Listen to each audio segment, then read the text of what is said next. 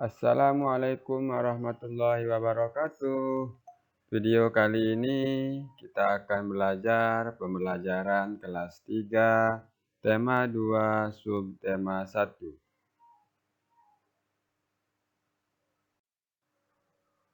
Pendalaman materi. Tema 2 tentang menyayangi tumbuhan dan hewan.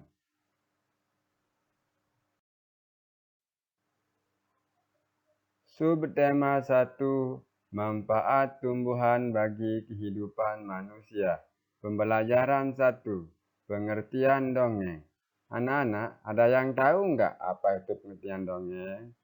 Jadi, dongeng itu adalah merupakan cerita hayalan yang bercerita tentang kehidupan pada zaman dahulu kala.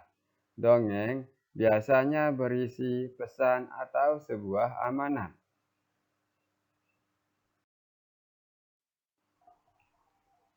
Dongeng juga memiliki alur cerita yang sederhana.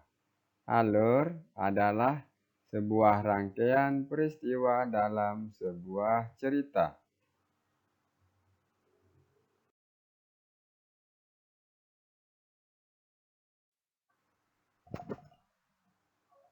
Baiklah anak-anak, kita masuk kepada pembelajaran yang kedua tentang jenis-jenis dongeng. Ada yang tahu nggak apa jenis-jenis daripada dongeng itu? Jenis dongeng yang pertama ada mite. Apa itu mite? Yaitu dongeng dengan latar belakang sejarah yang mengandung hal-hal yang ajaib dan dianggap suci. Kemudian yang kedua ada fabel. Apa itu fabel? Ada yang tahu nggak apa itu fabel? Jadi fabel itu adalah sebuah dongeng yang dimana tokohnya adalah hewan dan menceritakan tentang kehidupan mereka.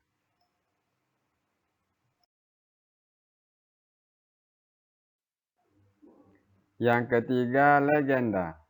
Apa itu legenda, anak-anak? Jadi legenda itu adalah sebuah dongeng yang mengenai peristiwa sejarah suatu nama daerah atau asal-usul daripada daerah. Kemudian ada hikayat. Hikayat itu apa? Jadi hikayat itu adalah sebuah dongeng yang dimana di dalamnya itu menceritakan tentang kehebatan atau kepahlawanan seseorang. Kemudian ada parabel.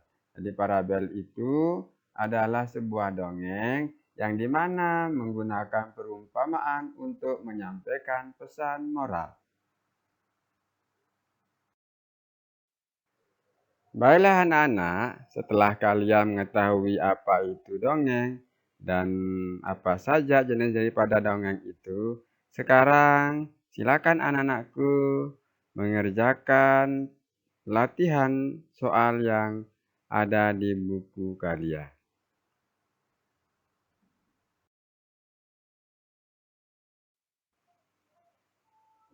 Baiklah anak-anakku semuanya yang berbahagia, sekarang kita akan masuk kepada pembelajaran yang ketiga, yaitu tentang unsur-unsur dalam dongeng. Sekarang, apa saja sih unsur-unsur daripada dongeng itu?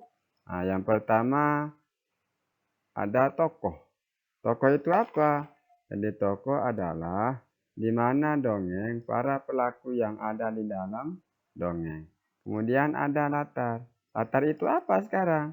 Di latar itu adalah sebuah tempat, sebuah waktu, atau suasana dalam dongeng.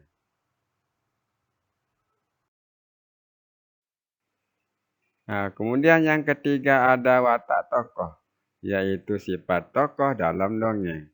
Kemudian pesan amanat. Pesan amanat itu apa? Seperti apa? Yaitu pesan yang diinginkan dan disampaikan penulis dongeng kepada pembaca. Kemudian ada alur. Alur itu apa ya anak-anak? Jadi alur itu adalah sebuah rangkaian yang ada di dalam peristiwa dalam sebuah dongeng.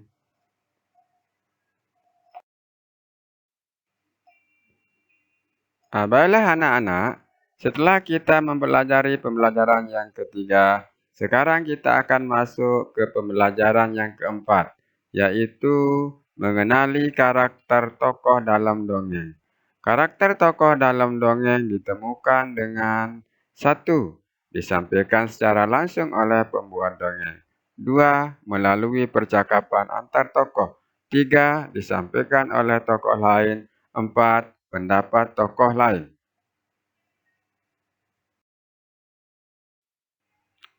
Kita lanjut ke pembelajaran yang kelima. Menemukan pesan dari teks dongeng. Dongeng biasanya berisi pesan yang ingin disampaikan oleh pengarang kepada pembaca. Untuk menemukan pesan tersebut, kita dapat membaca atau menyimak dongeng dengan cermat.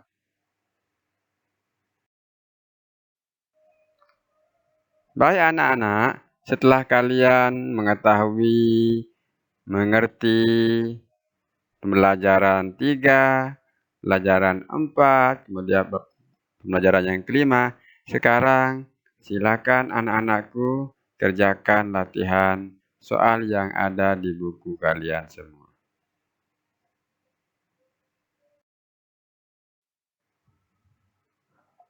Anak-anakku yang berbahagia, setelah kalian tadi sudah menyelesaikan soal dan latihan, sekarang kita akan lanjutkan ke pembelajaran yang ke-6, yaitu menceritakan isi dongeng berdasarkan gambar seri. Gambar seri itu apa?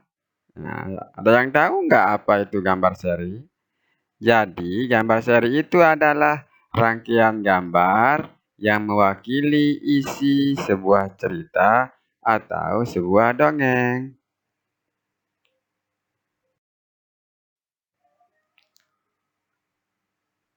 Sekarang kita akan masuk kepada langkah-langkah menemukan pesan dalam rangkaian gambar seri.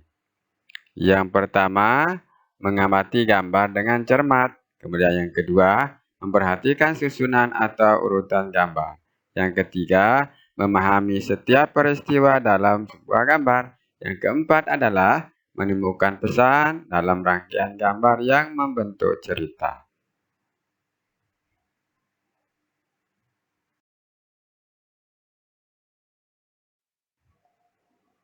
Baiklah anak-anakku semuanya yang berbahagia, itulah tadi pembelajaran kita yang ke-6. Sekarang silakan anak-anakku perhatikan contoh soal dan kerjakan latihan soal yang ada di buku kalian semua. Terima kasih. Sampai ketemu lagi. Assalamualaikum warahmatullahi wabarakatuh.